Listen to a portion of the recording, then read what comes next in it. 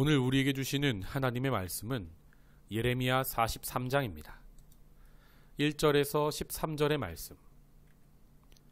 예레미야가 모든 백성에게 그들의 하나님 여호와의 말씀, 곧 그들의 하나님 여호와께서 자기를 보내사 그들에게 이르신 이 모든 말씀을 말하기를 마치니, 호사야의 아들 아사랴와 가레아의 아들 요하난과 모든 오만한 자가 예레미야에게 말하기를, 내가 거짓을 말하는도다. 우리 하나님 여호와께서 너희는 애굽에서 살려고 그리로 가지 말라고 너를 보내어 말하게 하지 아니하셨느니라. 이는 네리야의 아들 바룩이 너를 부추겨서 우리를 대적하여 갈대아 사람의 손에 넘겨 죽이며 바벨론으로 붙잡아 가게 하려 함이라. 이에 가레아의 아들 요하난과 모든 군 지휘관과 모든 백성이 유다 땅에 살라 하시는 여호와의 목소리를 순종하지 아니하고, 가레아의 아들 요하난과 모든 군 지휘관이 유다의 남은 자, 곧 쫓겨났던 여러 나라 가운데에서 유다 땅에 살려 하여 돌아온 자, 곧 남자와 여자와 유아와 왕의 딸들과 사령관 느부사라다니 사반의 손자 아히감의 아들 그다랴에게 맡겨둔 모든 사람과 선지자 예레미야와 네리야의 아들 바룩을 거느리고 애굽 땅에 들어가 다바네스에 이르렀으니 그들이 여호와의 목소리를 순종하지 아니함이러라.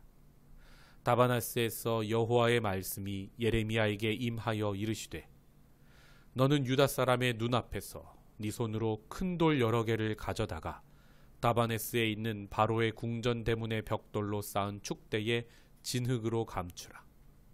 그리고 너는 그들에게 말하기를, 만군의 여호와 이스라엘의 하나님께서 이와 같이 말씀하시되, 보라, 내가 내 종 바벨론의 느부갓네살 왕을 불러오리니 그가 그의 왕좌를 내가 감추게 한 이 돌들 위에 놓고 또 그 화려한 큰 장막을 그 위에 치리라.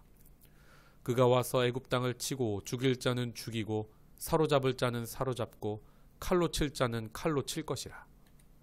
내가 애굽 신들의 신상들을 불지르리라. 느부갓네살이 그들을 불사르며 그들을 사로잡을 것이요, 목자가 그의 몸에 옷을 두름같이 애굽 땅을 자기 몸에 두르고 평안히 그곳을 떠날 것이며, 그가 또 애굽 땅 벳세메스의 석상들을 깨뜨리고 애굽 신들의 신상들을 불사르리라 하셨다 할지니라 하시니라.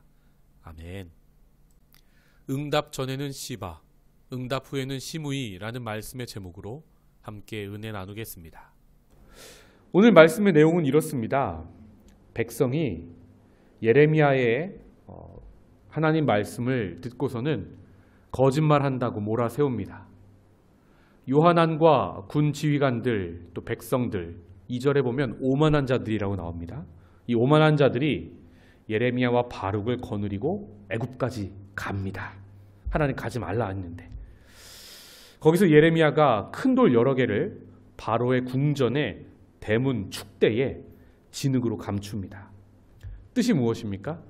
바벨론 왕이 지금 숨겨놓은 이 돌들 위에 바벨론 왕의 왕좌를 놓고 애굽 사람을 죽이고 애굽 신당들을 불사르겠다는 예언이었습니다. 여러분, 기도란 무엇입니까? 어느 종교마다 기도가 꼭 있습니다. 이 기도의 내용을 보면 그 종교가 추구하는 바가 무엇인지를 알 수 있습니다. 이 종교학에서는 기도 안에 자기 부인이 있으면 고등 종교, 자기 부인이 없으면 저등 종교로 나눕니다. 신의 뜻에 따라 자기 욕심을 비우고 순종하는 것이 고등 종교입니다. 반대로 신을 많은 헌금이든 봉사든 어르고 달래는 겁니다. 그렇게 열심으로 자기 욕심을 이루려 하면 저등 종교입니다. 우리나라 사람들은요, 종교성이 아주 많은 민족입니다. 여러분, 옛날에 여러분들 할머니 세대에 보면 새벽마다 일어나서 깨끗한, 특별히 흰색 옷을 입고 물을 떠놓죠. 그리고 마당에서 뭐 하십니까? 비나이다 비나이다 하죠. 이 열심이요, 복음을 만나니까 새벽 기도가 됩니다. 세상 어느 민족도 이렇게 새벽에 일어나 기도하는 민족이 없습니다, 여러분. 그런데 이 새벽에도 기도하는 이 열심이 혹시 내 욕심을 이루려 함인지 아니면 하나님의 뜻을 알기 위함인지 순종하기 위함인지 우리가 오늘 한번 돌아보기 원합니다. 기독교는요, 메타 릴리전, 종교를 뛰어넘은 진리 그 자체입니다. 그래서 기독교는 열심보다 진리가 더욱 중요합니다. 봉사보다 땀 흘림보다 진리의 말씀을 깨닫고 그 말씀에 순종하는 것이 생명처럼 귀하다는 말입니다. 오늘 우리는 본문에서 요한안이란 사람과 부하들과 백성들이 기도 응답받은 것을 보았습니다. 어제 큐티 본문에서 그들은 기도 응답 전에 예레미야에게 뭐라 말했습니까? 어제 본문 42장 5절 6절을 보면요, 예레미야에게 요한안과 백성들이 말합니다. 우리에게 이르시는 모든 말씀대로 행하리이다. 여호와께서는 우리 가운데 진실하고 성실한 증인이 되시옵소서. 6절, 그의 목소리가 우리에게 좋든지 좋지 않든지를 막론하고 순종하려 함이라. 우리가 우리 하나님 여호와의 목소리를 순종하면 우리에게 복이 있으리이다.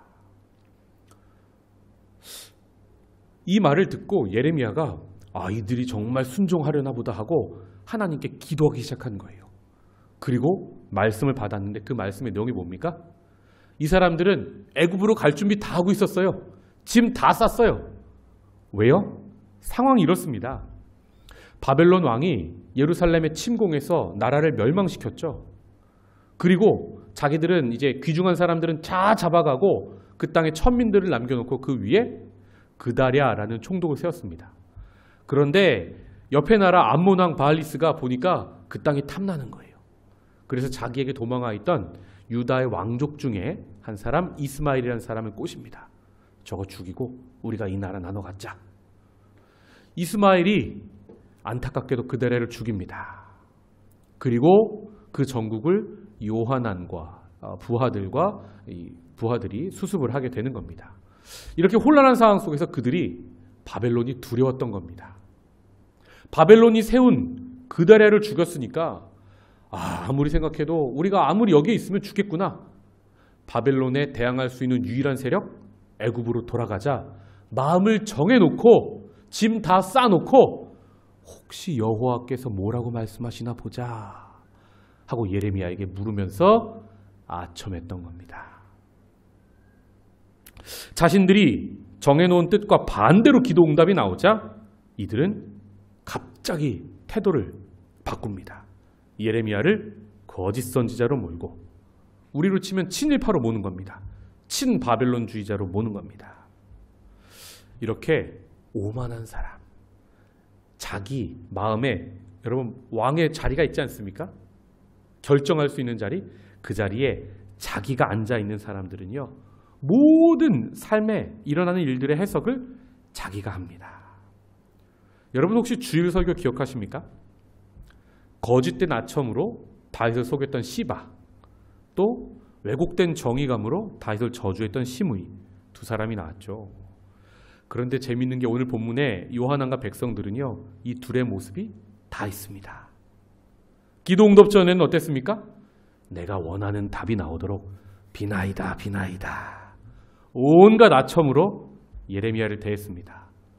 그런데 기도 응답이 자기 생각과 정반대로 나오니까 어떻게 합니까? 시므이처럼 변해서 예레미야를 정죄하고 죽이려 하는 겁니다. 물론 죽이지 않고 데려갑니다.